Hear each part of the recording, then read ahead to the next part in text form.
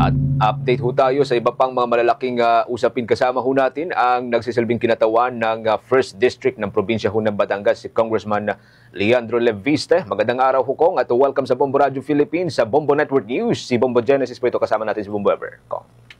Magandang umaga po. Thank you for joining us sa Bombo Radio Philippines.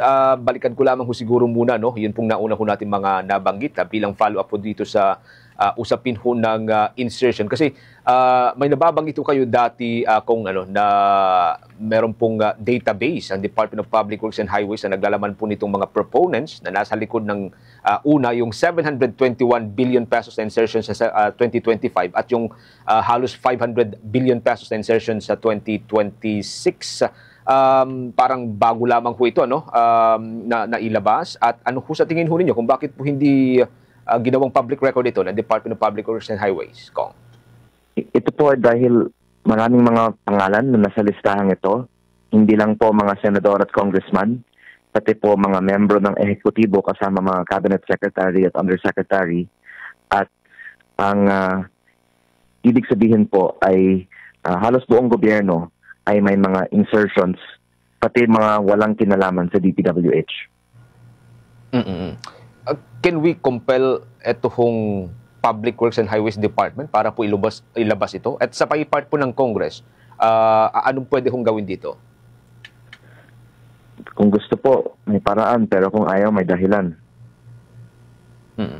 Pero yung paraan, Kong, paano kung sakali? Pero ang ibig sabihin, sir, kasi parang ayaw eh. Kaya sa totoo lang po, kahit si Congressman Toby Chanco, matagal na niyang ikinakampanya sa Kongreso na ilabas ng House naman yung mga insertions ng mga congressman. Pero parang ayaw talaga. Kaya ako po ay hindi optimistic na ilalabas ang mga listahan ito. May connection ho ba dito yung nababanggit ninyo mga allocables, Kong, sa bawat district? Opo. Paano? Sige. Ang allocable po, yung actually, alam na natin. Dahil meron assumption na yung congressman ng distrito na yon yung naglagay ng project. Yung hindi na alam natin, yung mga non-allocable sa congressman, pero allocable sa ibang tao sa itaas. Yan ang sabi nila sa DPWH na may mga projects na pinaparking ng taas at hindi natin alam sino sa taas ang nagpa-parking. Kahit sino po ang kausap nila sa central office, yan po yung naglalagay ng mga project. Pero yung allegation ay binibenta yung mga project. Kaya may mga contractor na nakakakuha ng mga 20 billion, 30 billion pesos of project sa isang taon kasi hindi po nagkakaroon ng bidding.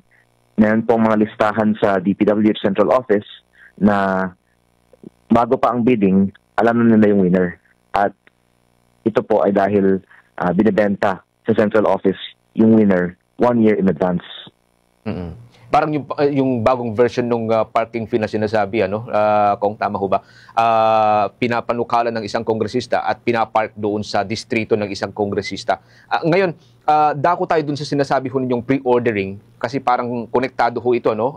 Sabi ho ninyo, meron pa rin nangyayaring pre-ordering ng mga project sa ilalim po ng 2026 budget, which is nangyayari ho yata doon sa initial stage, sa under pa rin sa National Expenditure Program? Opo. Ang isang allegation ay sa 2026 budget, meron din pre-ordering. At ang hinihiling natin sa DPWH ay ilabas ang listahan ng mga non-allocable projects na mga 95 billion pesos ang ating estimate na non-allocable projects na ilang beses na nating hinihingi, hindi inilalabas ng DPWH. Kasi pag ilalabas po ang listahan ng non-allocable projects, maaari ng taong bayan siya sa atin ano ang mga proyektong ito at bakit ito pinili at baka ang madalaman natin ay hindi pala siya pinili dahil doon ang pangangailangan, baka siya ay pinili dahil yun ang pwedeng mga proyektong pagkakitaan. I-correct ko lang ho dito kung ano, yun na babanggit ng Philippine Center for Investigative Journalism kasi inilabas nila yung listahan ng mga district sa buong Pilipinas na may matataas na nakuhang allocables, ano?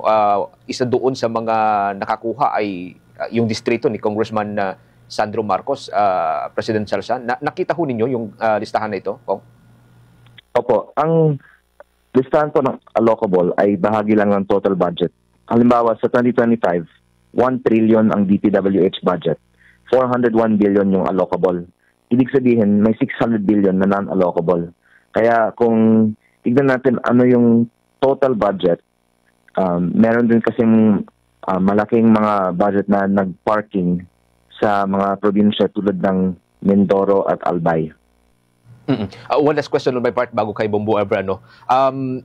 Sinasabi na may parang sinusunod yata ang Department of Public Works and Highways na parang, I'm not sure kung anong right term, pero parang algorithm yata sinusunod para makompute yung i-distribute na pondo para doon sa bawat distrito with the help, of course, ng mga kongresista. Nakita ho ninyo yung algorithm na to, Kong? Opo, at sa totoo lang, ang sabi nga ni Sec Dizon mismo, hindi niya naiintindihan ano yung algorithm na to. Kasi walang algorithm.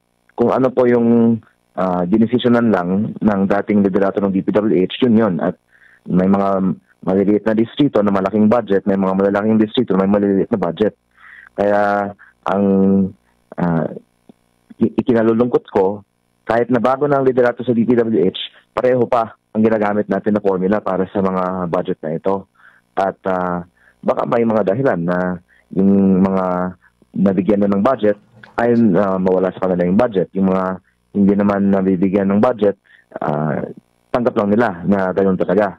Pero ang panukala ko ay sana baguhin natin ito bago maaprubahan ng Kongreso ang 2026 budget. Oo. Ano to, Kong? Na-formulate based doon sa pork barrel dati? So, pwede bang sabihin na modern pork barrel ito sa ngayon? Opo. Talagang pork barrel siya. Pero hindi na siya pork barrel. Pork barrel siya na hindi transparent at hindi pantay-pantay. Okay. Sige. Bombo Ever, with your other questions? Alright. Kung may nababanggit din po kayo dati na may mga kapwa po ninyo mga district representative na nakakatanggap din po ng extra funds beyond pa po dun sa allocable amount. Ano po yung nagiging, paano po ba yung nagiging sistema po dito, Kong? Ang extra po ay, ang aligasyon, binibigay sa willing magbayad. At ang resulta nito ay nilalagay ang mga projects sa mga lugar na hindi kailangan pero pwedeng pagkakitaan. At ang amounts nakakagulat, 20 billion, 30 billion. Kaya po lumaki ang budget kasi ginawang money-making scheme na lang yung DPWH budget. Alright. Just to follow up lang doon sa nababanggit po ninyo na doon sa regarding sa like modern pork barrel nga po itong mga mga allocables na ito. Hindi po ba ipinagbawal na po ito ng Korte Suprema? Yung ipinagbawal po, yung post-enactment.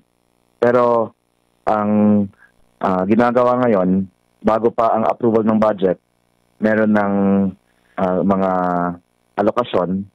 Pero hindi nga dinalabas yung mga pangalan. Binibigay mo lang yung mga listahan sa mga taga-DPWH at pinapalabas ng DPWH galing to sa mga engineer. Pero sa loob ng DPWH, may mga listahan na ito naman po ay galing sa mga politiko at mga iba pang mga individual. Kaya mahirap talaga na iwasan ang korupsyon kasi kahit na may mga Court Suprema decision, may mga paraan pa na iwasan na hindi masyadong halata na ito po ay talagang pork barrel. Alright. Do you have plans po ba, Kong, na maidulog po ito sa Korte Suprema? Actually, yung legal ay basta hindi siya post-enactment. Pero yung ginagawa naman ngayon ay hindi naman gano'n. Yung ginagawa lang ngayon ay parang maglagay ka ng project sa DPWH tapos may listahan sila tapos pagkatapos ng approval, may gentleman's agreement na sa iyo pa rin yung project na yan. Kaya mahirap sigurong i-argue sa Supreme Court na yan ay labag sa ban on pork barrel. Pero yung dapat talaga gawin ay i-enforce yung mga laws laban sa bid rigging at kickback. Issues naman po, Kong, bumoto po kayo ng no dito sa naging suspension against Congressman Barzaga dahil minadali po yung pagdesisyon. Ano po yung nangyari po ba sa buong deliberation before the voting? Actually, walang deliberation sa plenaryo. Meron pong committee, pero binigay lang sa amin yung committee report 4:18 p.m. sa Viber thread ng mga miyembro ng Kongreso at ang botohan ay right then and there. Yung ibang members naman, hindi naman din nila binasa yung committee report. Basta binigay sa Viber namin, tapos sinabi, sige, botohan na natin.